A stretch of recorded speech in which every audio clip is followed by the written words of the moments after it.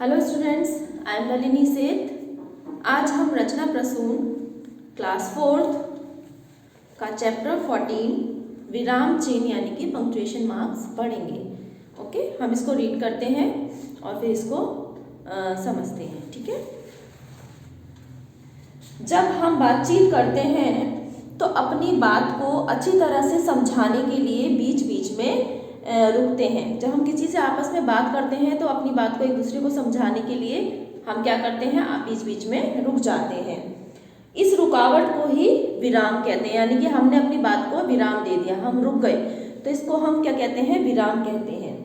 लिखते समय अपनी बात को सही ढंग से समझाने के लिए जहाँ रुकते हैं वहाँ चिन्हों का प्रयोग करते हैं।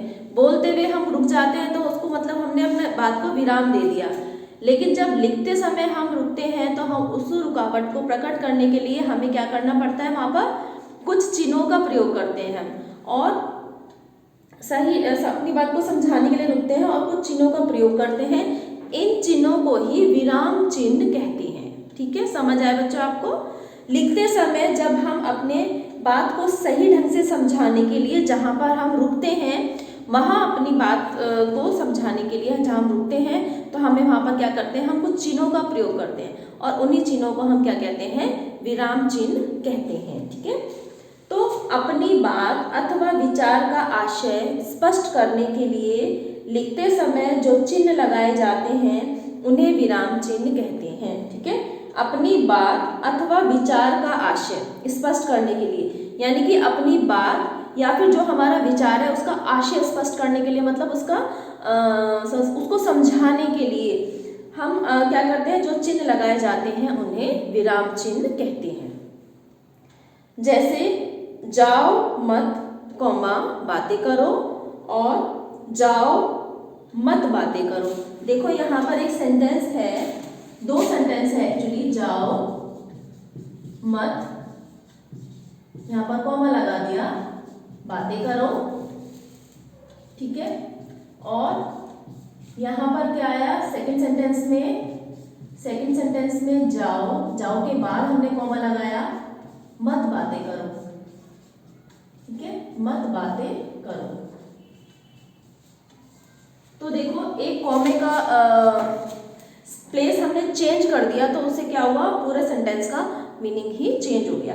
जाओ मत, यहाँ पर हमने कॉमा लगाया यानी कि अल्प विराम लगाया, बातें करो। ठीक है, इसका मतलब क्या कहा जा रहा है कि जाओ मत बातें करो। ठीक है, सेकंड सेंटेंस में जाओ कॉमा मत बातें करो। सेकंड सेंटेंस में क्या बोला गया है, जाओ मत बातें करो। फर्स्ट सेंटेंस में बातें करने के लिए बोला गया है और सेकंड सेंटेंस में बातें नहीं करने के लिए बोला गया है। सिर्फ एक कॉमे का प्लेस हमने चेंज कर दिया तो पूरे सेंटेंस का मीनिंग चेंज हो गया। ठीक है, तो उपयुक्त वाक्यों में अल्प विराम के अलग अलग स्थान पर प्रयुक्त होने से वाक्यों का अर्थ बदल गया है। पहले वाक्य में जाने की मनाही व बातें करने का आदेश स्पष्ट हो रहा है। जाने की मनाही मतलब जाओ मत, ठीक है, जाने की मनाही व बातें करने का आदेश दिया जा रहा है, बातें करो। और सेकंड सेंटेंस में जाने का आदेश दिया जा रहा है, जाओ मत बातें करो। ठीक है, और बातें नहीं करने के लिए कहा जा रहा है। इस प्रकार आपने देखा कि विराम चिन्हों का स्थान बदलने से कही गई बात का अर्थ ही उलट गया। इस प्रकार आपने देखा कि विराम चिन्हों का स्थान बदलने से कही गई बात का अर्थ उलट गया है और हिंदी भाषा के प्रमुख विराम चिन्ह निम्न प्रकार हैं। यहाँ पर हम देखते हैं, फर्स्ट है पूर्ण विराम। पूर्ण विराम का साइन कैसा होता है, एक लाइन। ठीक है, अल्प विराम का एक कॉमा, जिसको हम इंग्लिश में कॉमा भी बोलते हैं। अर्ध विराम, यहाँ पर एक डॉट और कॉमा। योजक का साइन कैसे होता है, माइनस। ठीक है, प्रश्नवाचक क्वेश्चन मार्क, विस्मयादिबोधक चिन्ह एक लाइन और उसके नीचे डॉट। उद्धरण चिन्ह यहाँ पर डबल इन्वर्टेड कॉमा में इसको क्लोज किया गया है और कोष्टक यानी कि ब्रैकेट। ओके, तो सबसे पहले हम पढ़ेंगे पूर्ण विराम के बारे में। वाक्य के पूरा होने के पश्चात जो चिन्ह लगाया जाता है उसे पूर्ण विराम कहते हैं। ठीक है, जब हमारा सेंटेंस कंप्लीट हो गया, जैसे ग्रामर में इंग्लिश में हम फुल स्टॉप लगाते हैं तो इसमें हम क्या लगाते हैं, पूर्ण विराम। ठीक है, जब हमारा सेंटेंस खत्म हो जाता है तो हम पूर्ण विराम लगाते हैं हिंदी वाक्यों में।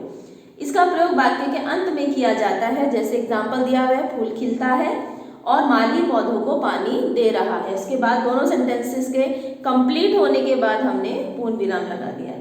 सेकंड है हमारा अल्प विराम यानी कि कॉमा। अल्प शब्द का अर्थ है थोड़ा।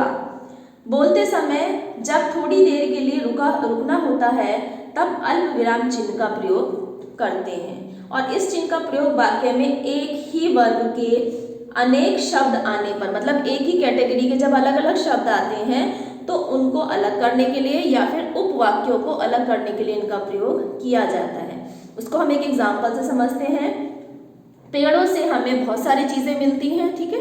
क्या क्या मिलता है? लकड़ी, कौमा गेंद, कौमा रबड़, कौमा कागज, कौमा जड़ी बूटियां आदि मिलती हैं, ठीक है। तो एक ही कैटेगरी की सारी चीजें हमने इनको किससे अलग किया? कौमा लगाकर। सेकेंड सेंटेंस है वह सुंदर घर, कौमा जो सामने ही है, कौमा मेरा है, ठीक है। अर्धविराम यानी कि दिस वन। अर्धविराम बोलते या लिखते समय जब अल्प विराम की अपेक्षा कुछ अधिक रुकना पड़े, ठीक है।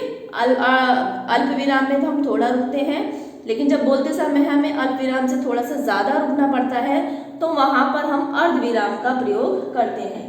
इस चिन्ह का प्रयोग तब किया जाता है जब वाक्य पूरा होने की स्थिति में तो है लेकिन पूरा हुआ नहीं है, ओके।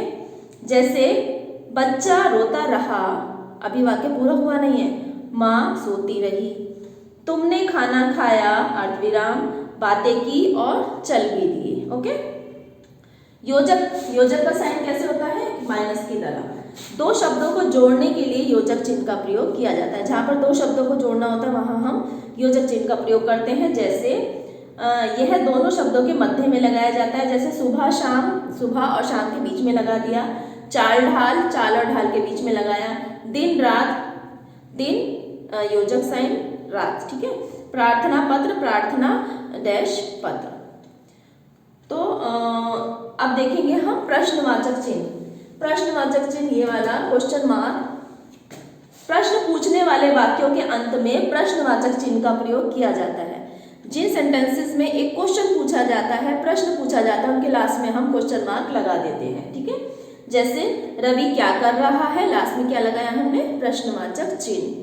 क्या पिताजी आ गए, हमने लगा दिया क्वेश्चन मार्क। विस्मयादिबोधक चिन्ह, विस्मयादिबोधक चिन्ह का साइन ये होता है प्रसन्नता, शोक, आश्चर्य, दुख, घृणा आदि भावों को प्रकट करने वाले शब्दों के उपरांत विस्मयादि चिन्ह का प्रयोग किया जाता है। प्रसन्नता, शोक, आश्चर्य, दुख, घृणा आदि भावों को प्रकट करने वाले जितने भी विस्मयादिबोधक शब्द होते हैं, जो एक्सप्रेशंस होते हैं, जो हमारी फीलिंग्स होती हैं, ठीक है, चाहे वो खुशी की है, गम की है, दुख की है, आश्चर्य की है, तो इस तरह के जो शब्द होते हैं उनके बाद हम विस्मयादिबोधक चिन्ह लगाते हैं, ठीक है। यहाँ पर हम एग्जाम्पल देखते हैं। आहा, उसके बाद हमने विस्मयादिबोधक चिन्ह लगाया। कितनी अच्छी आइसक्रीम है। छी, उसके बाद हमने विस्मयादिबोधक साइन लगाया। तुम्हारे विचार कितने गंदे हैं। थर्ड, अरे, अरे के बाद लगाया हमने अभी तक जाग रहे हो। और वाह, तुमने तो कमाल कर दिया, यहाँ पर हमने वाह के बाद लगाया। तो ये जितने भी यहाँ पर शब्द हैं, आहा, छी, अरे और वाह, ये विस्मयादिबोधक शब्द हैं। और उनके बाद हमने क्या लगाया? विस्मयादिबोधक। ये हमारे भावों को प्रकट करने वाले शब्द हैं और उनके बाद हमने विस्मयादिबोधक चिन्ह लगा दिया, ठीक है। नेक्स्ट देखते हैं उदाहरण चिन्ह, दिस वन। इसको हम डबल इन्वर्टेड कॉमा में, डबल इन्वर्टेड कॉमा है इसमें, क्लोज कर देते हैं, ठीक है। किसी के कहे गए कथन को ज्यों का त्यों या उन्हीं के शब्दों में व्यक्त करने के लिए उदाहरण चिन्ह का प्रयोग किया जाता है। किसी के स्टेटमेंट को, किसी के कथन को जब हम एज इट इज यूज करते हैं तो उसको हम डबल इन्वर्टेड कॉमा में क्लोज कर देते हैं। जैसे अध्यापक ने कहा कल विद्यालय में अवकाश होगा, तो जो उन्होंने बोला, जो उनका स्टेटमेंट था कल विद्यालय में अवकाश होगा, उसको हमने एज इट इज लिख दिया। और उसको हमने कैसे, यहाँ पर कल से पहले हमने क्या लगाया? उदाहरण चिन्ह, ठीक है, ये वाला लगाया। जब उनका स्टेटमेंट खत्म हो गया तो यहाँ पर हमने उसको क्लोज कर दिया, ठीक है। सेकेंड है माँ कह रही थी कल मुझे जल्दी जाना है, तो कल से पहले हमने इसमें ये उदाहरण चिन्ह स्टार्ट किया और है के बाद हमने इसको क्लोज कर दिया स्टेटमेंट को, ठीक है। और लास्ट में लगा देंगे पूर्ण विराम। और लास्ट है हमारा कोष्टक चिन्ह यानी कि ये ब्रैकेट, इंग्लिश में हम इसको ब्रैकेट भी बोलते हैं। किसी बात को अथवा कठिन शब्द के अर्थ को, किसी बात को या कठिन शब्द के अर्थ को समझाने के लिए कोष्टक चिन्ह का प्रयोग किया जाता है। एग्जाम्पल देखेंगे, जैसे मुझे बाल्यकाल, तो यहाँ पे बाल्यकाल का अर्थ समझाने के लिए बाल्यकाल को ब्रैकेट में क्लोज कर दिया है, में झूलना अच्छा लगता था।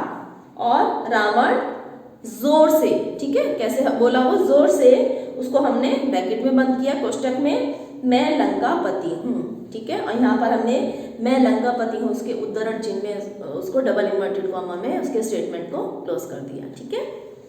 स्मरण रखने योग्य बिंदु, बोलने अथवा लिखने में अपनी बात का आशय स्पष्ट करने के लिए रुकना पड़ता है और इस रुकावट को विराम कहते हैं।